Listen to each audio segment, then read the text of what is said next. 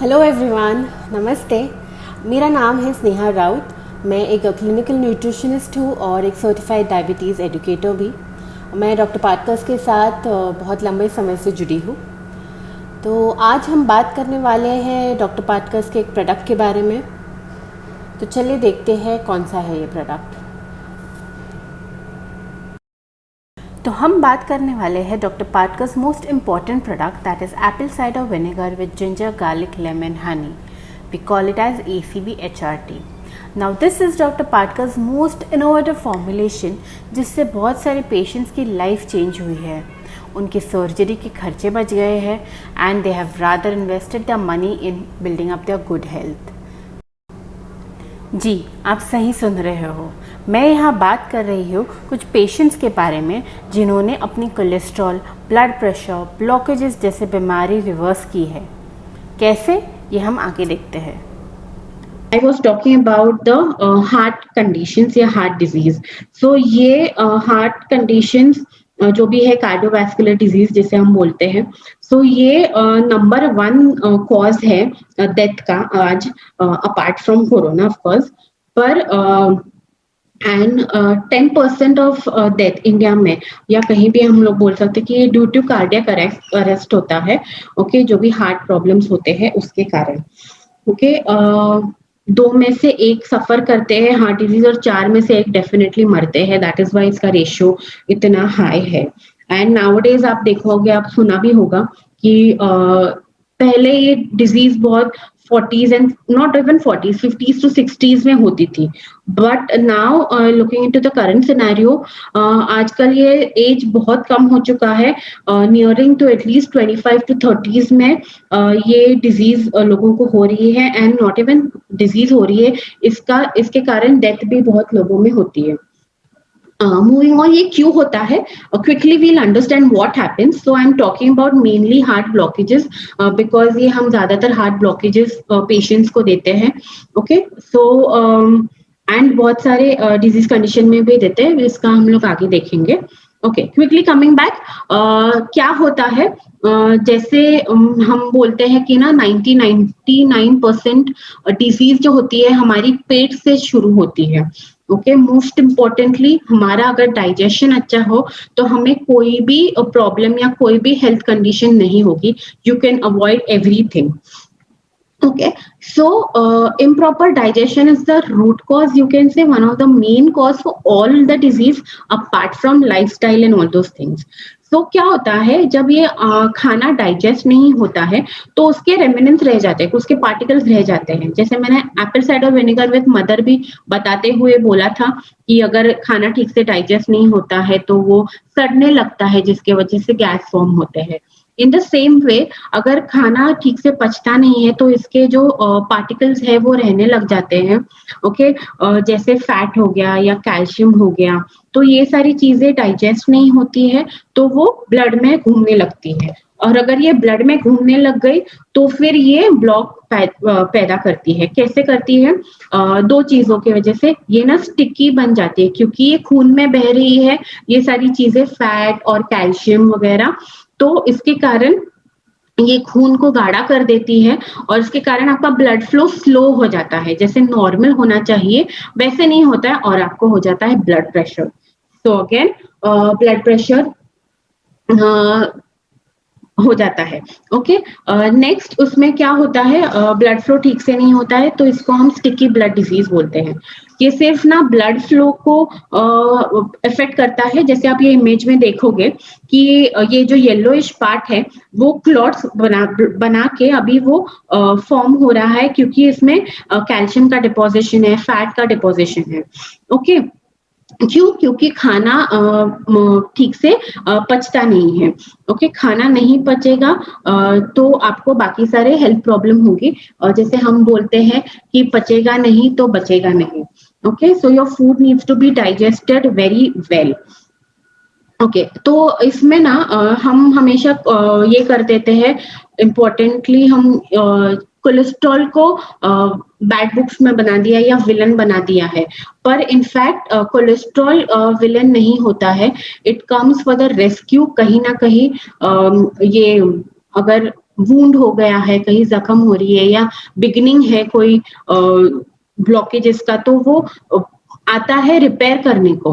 But the thing is वो इतने आप वो इंजरी इतने लेवल पे इतनी उसकी इंटेंसिटी बढ़ जाती है कि कोलेस्ट्रॉल को ज्यादा उधर आके ज्यादा अमाउंट में आके हील करना पड़ता है।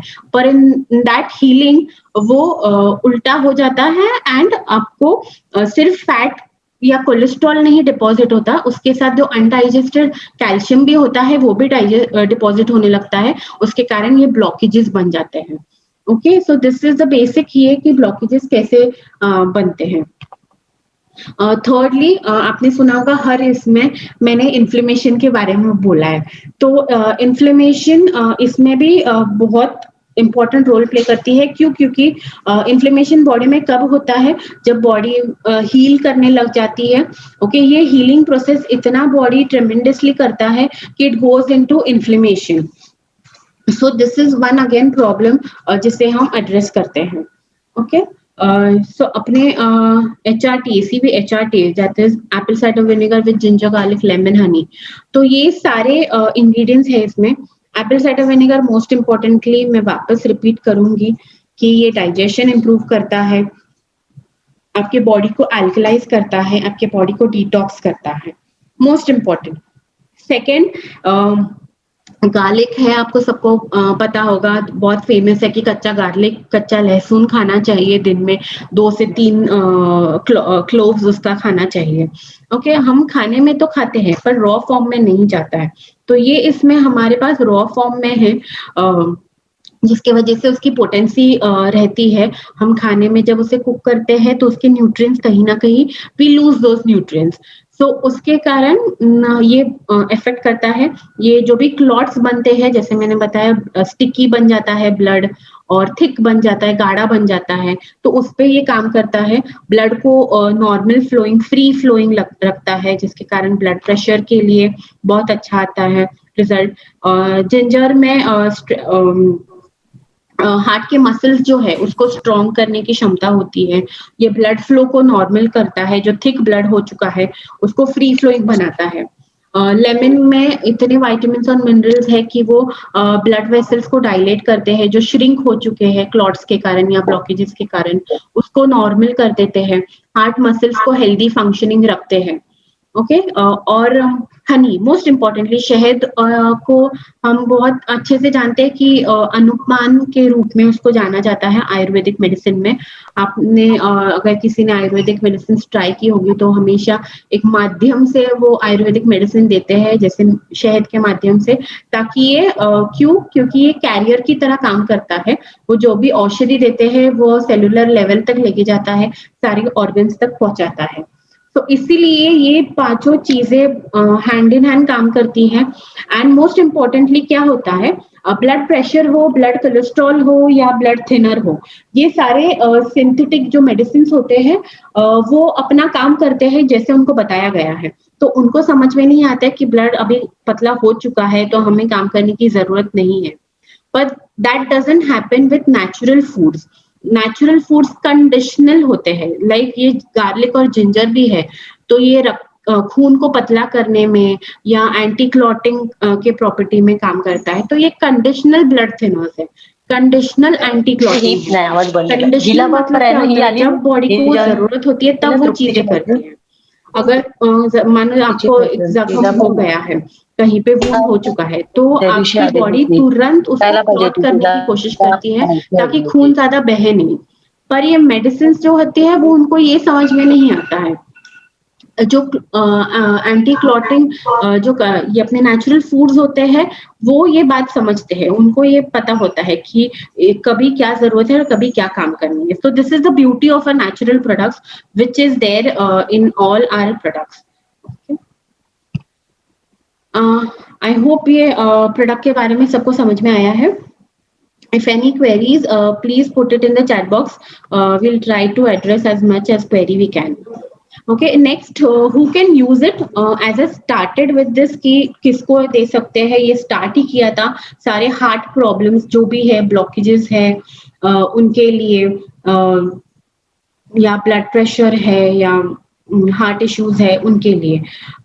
तो definitely every problem related to heart can be addressed and बहुत अच्छा रिजल्ट हमें भी आया है। बहुत सारे टेस्टिमोनियल्स है। मैं रिक्वेस्ट करूंगी आप सबको एटलीस्ट एक बार यूट्यूब का चैनल जाके विजिट करें और हमारे टेस्टिमोनियल्स देखें कि हमें भर भर के कितने फीडबैक्स आते हैं पेशेंट्स के, okay, related to heart and every other problem. Moving on, varicose veins के लिए जैसे मैंने बताया कि ये हर ब्लॉकेजेस पे काम करता है। तो जो भी वेरिकोज वेन्स में भी यही होता है, जो वेन्स होते हैं अपने ब्लड जो कैरी करते हैं हार्ट से लेके सारे ऑर्गन्स तक, सो उनमें ये ब्लॉक होते हैं जिसके कारण आपने देखा होगा कि पैरों में ये ज्यादातर होता है, तो नर्व्स दिखने लग जाती है, ब्लूइश ग्रीनिश नर्व्स दिखते हैं, दैट इज वेरिकोज वेन। तो there is a block somewhere जिसके कारण ब्लड इज नॉट सर्कुलेटेड। तो ब्लड सर्कुलेशन अच्छा करने के लिए बहुत जरूरत होती है उनको, और वेरिकोज वेन्स को हम ये रोज विनेगर के साथ क्लब करके देते हैं। Next is cholesterol, blood pressure, मैंने पहले ही बताया कि उनको जिंजर गार्लिक के कारण बहुत हेल्प होता है कोलेस्ट्रॉल के लिए। कोलेस्ट्रॉल के लिए हम एचआरटी के साथ नोनी देते हैं, और हमारे बहुत सारे पेशेंट्स के मेडिसिन बंद हो चुके हैं ब्लड प्रेशर के, जो बहुत बहुत बहुत रेयर है ये चीज, क्योंकि ब्लड प्रेशर एक मेडिसिन है विच is never been stopped by a doctor. You have to take it for lifelong.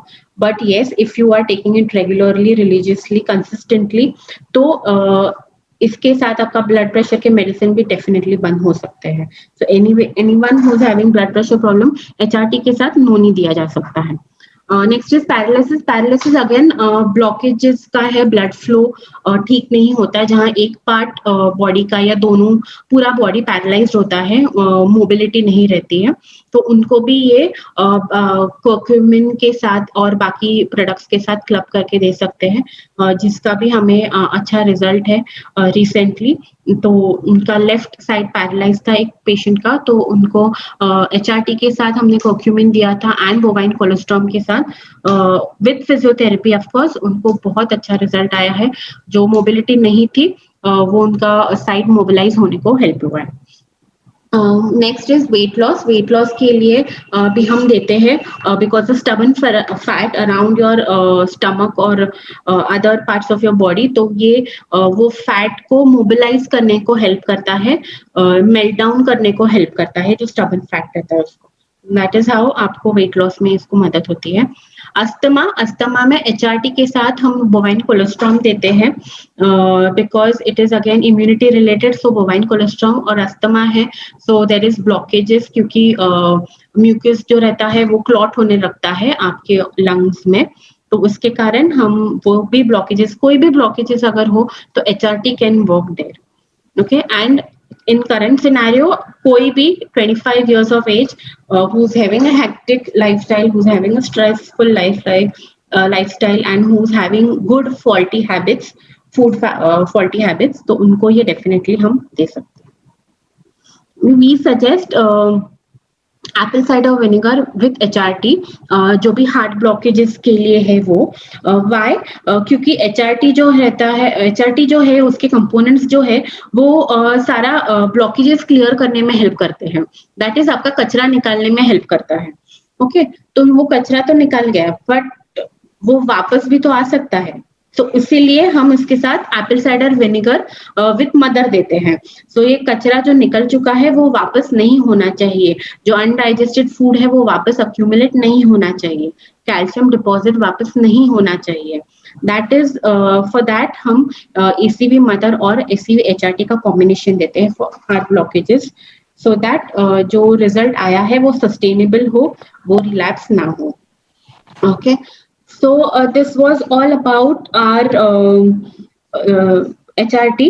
ये कैसे लेना है? This is just once a day 15 ml 1 glass of warm water, गुनगुना पानी, lukewarm water आप ले सकते हो 30 minutes before heavy breakfast। इसके बाद इसको लेते ही हाफ एन आवर में प्रॉपर ब्रेकफास्ट करना जरूरी है।